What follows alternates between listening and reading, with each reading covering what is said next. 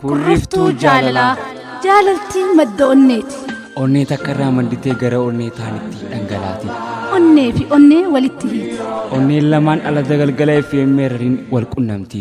Sagantaan kun sagalee kurriftuu jaalalaati. kurriftuun jaalalaa onnee tokko madditeeti jecha taatee dhangalaati.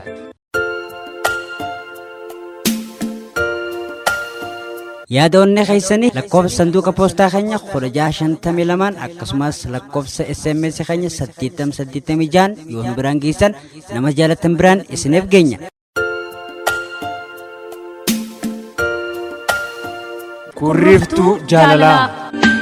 Sometimes in our lives we all have pain. Ati waan feetene gootus ilma namaa waa xinxaluuf salaamtaan dirqamaati. Waan daafoo salaamanni xiyya bakka jirtutti siif haa ge'u. Garuu salaamtaa jaalalaa akka hin ta'in siif osoo hin ta'in jaalallee kee haariyaaf ibsuun barbaadama. Sagantaan asiin dura hangam akkaan si jaaladhu itti siif ibsaa ture irratti arraan tanaa xalayaa maayyee tana hoggaan siif barreessu gadda guddaadhaani. Si qofaaf osoo hin ta'in nama biraatiif illee xalayaa jaalalaa kaniin barreessu natti hin fakkaatu. Sababninis onneen jaalalaa qulqulluun ati naganuudhaan miite deebitee jaalalaaf ulaa jabaachuun akka jabaadhama. Dhalaan hundi akka kee akka hin taane garuu ni hin beekamu.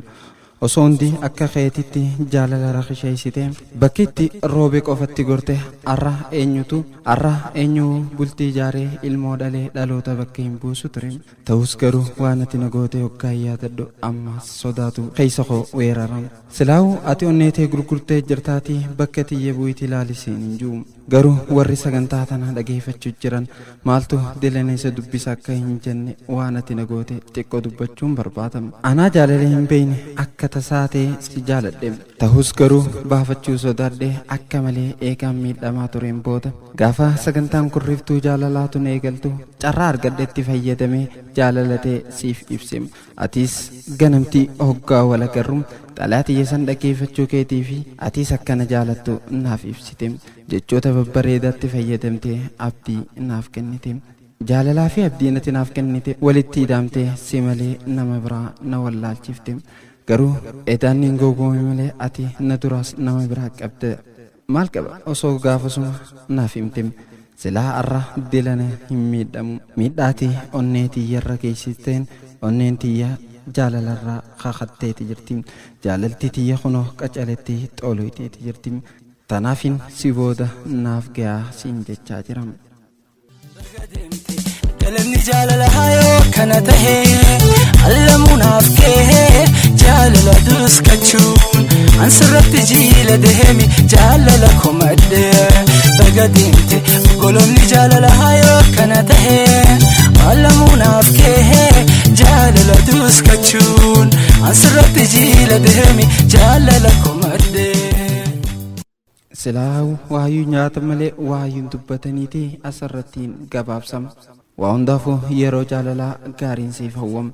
Akkana goote deebitee nama biraa akka hin goone abdiin qabama. Marwaan irraa asaantiidhaaf bakka jirtutti.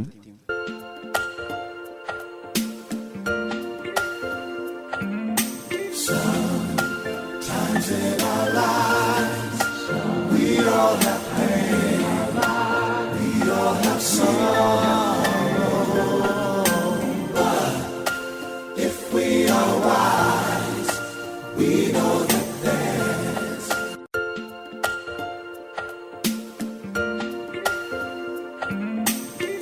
sometimes in our lives we all have pain.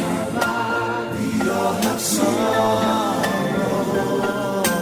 But if we are wise, we know that there's hageessu salaantaan tiyya tan onni irraa buqqaate kaniin akka malee jaalachaa ture. Arri tarii xalayaa maayyii tana hoggaansiif barreessu waan hin eegin sitti tahuu mala. Garuu hojii tee waan beektuuf anis si dhagayuu kiyya yoo taate malee dhimmichi haaree sitti hin tahu. yoo yaadatte gaafa dura gaafii jaalalaanaaf dhiheessite baay'een si rakkisaa ture. Yeroo sanitti barnoota kiyya malee waa'ee jaalalaa hin beeku ture. Ta'us garuu onnee tiyyatan ijoollummaa san jechoota kee mi'aawaa fi namatti dhiheenya kee gaarii san dura hanga maayyitti dhaabbachuu hin dandeenye. Jaalalateetiin booji'amee dirqama uumamaatiif harka kennee qaamaa qalbiitoo siif kennee si malee namni biraa gaaroma kee malee hammeenyi keenatti hin mul'atu.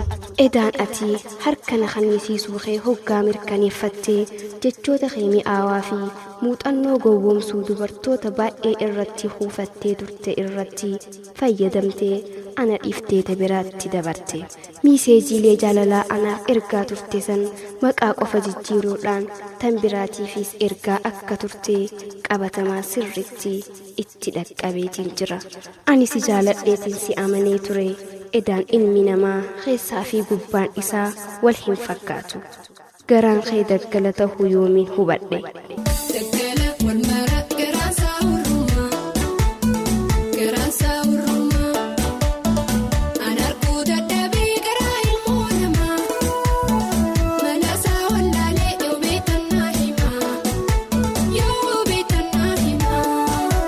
Waa hundaafuu dhihottiin firraasi arkee nageetti. Samiiraa Haramayaarraa achuma Haramayaatti kan argamu Arriif.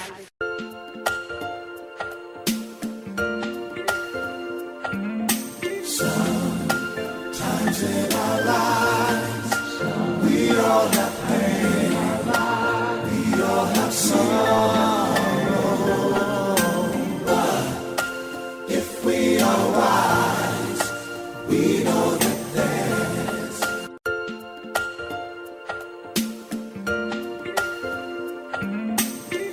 sometimes in